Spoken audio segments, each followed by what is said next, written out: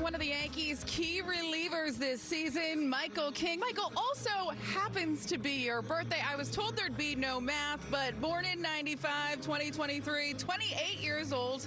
Happy birthday. Thank you so much. Appreciate it. So what does a birthday in the King household look like? Anything special this morning?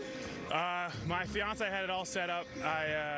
Well, last night when we came home, it was obviously a late game. I came home to Krispy Kreme donuts, which are my kryptonite. So I had a donut last night at like 12:30, and then another donut this morning, and then had all the presents set up. We got coffee. We had a good morning. Sounds like a nice little evening, a nice little morning. You may be happy with us or upset with us because we saw the thing you did with Matt Stucco, saying that donut cake was something special. So we are going to provide our own little donut cake for you as well. I'm not sure that you should eat these all before the game. I'm not sure that Drew, the nutritionist, would approve those, but officially from the Yes Network, we hope you enjoy 28. Well, thank you so much, and I will definitely enjoy them. Well, when you look at this season, I go back to early in the season. You were coming off an injury, trying to figure yourself out on the mound again. What point was it really that you felt like yourself on the mound? I still feel like there's some room to grow. My recovery has been awesome. That was something that I wouldn't say concerned with, but it wasn't 100% in spring training, and I didn't know how that was going to be come season. But I have been very pleasantly surprised with that, and I feel like I can go whenever Booney's calling my name.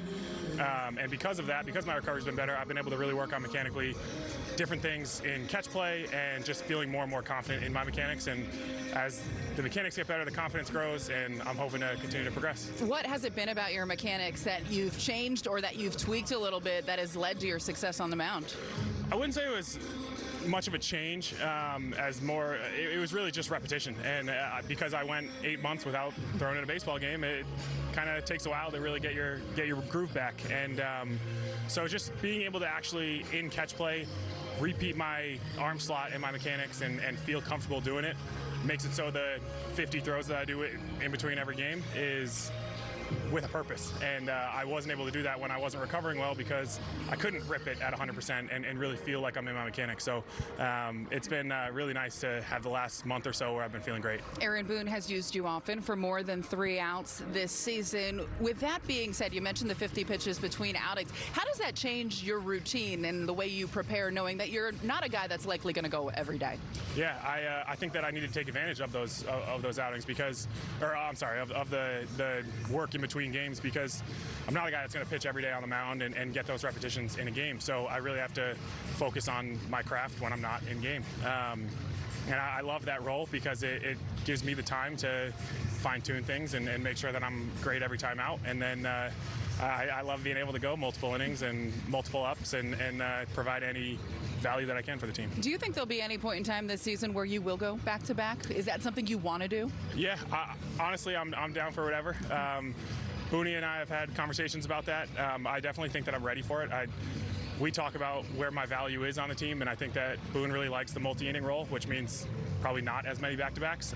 But you saw in my last 4 or 5 before these last 2, they were only like 1 or 1+ outings, and I was actually begging to throw more. And I know Boone's trying to protect me, Harkey's trying to protect me, and just kind of make sure that I'm able to finish the season healthy coming off surgery. So I'm very happy with that, and I'm very happy with my role right now. When you look at the bullpen as a whole, you guys have sustained a lot of injuries, but have not really skipped a beat. Last night, a little bit of a hiccup, but overall, you guys have been outstanding. What is it about that group out there that you guys seem to kind of feed off each other and continue to have solid outings?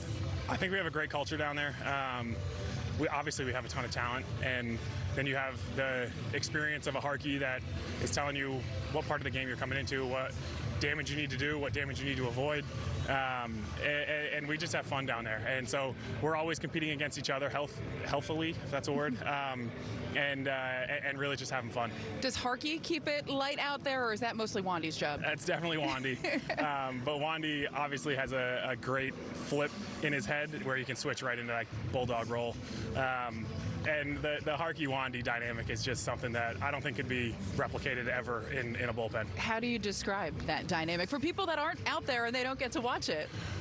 It's honestly really hard because I'm sure you've talked to Wandy. He speaks enough English, but not great English. So then the English that he does speak, and with his voice and his demeanor, it just comes across as hilarious. And Harkey, being so experienced, has thought of all the jokes and all the witty comments to say back to a guy that doesn't speak awesome English. And it's just like so good with how they talk to each other, with how they talk about other people, with how they talk about their family life. It's really fun. Look, there's a lot at stake out there. There are also a lot of personalities out there. So can you kind of take us through, as the game's unfolding, what it's like to be out there with your teammates? Yeah, it's a great mentality, because for the first probably 3 innings, it's just super relaxed, because most likely, hopefully, we're never having to come in the first 3 innings.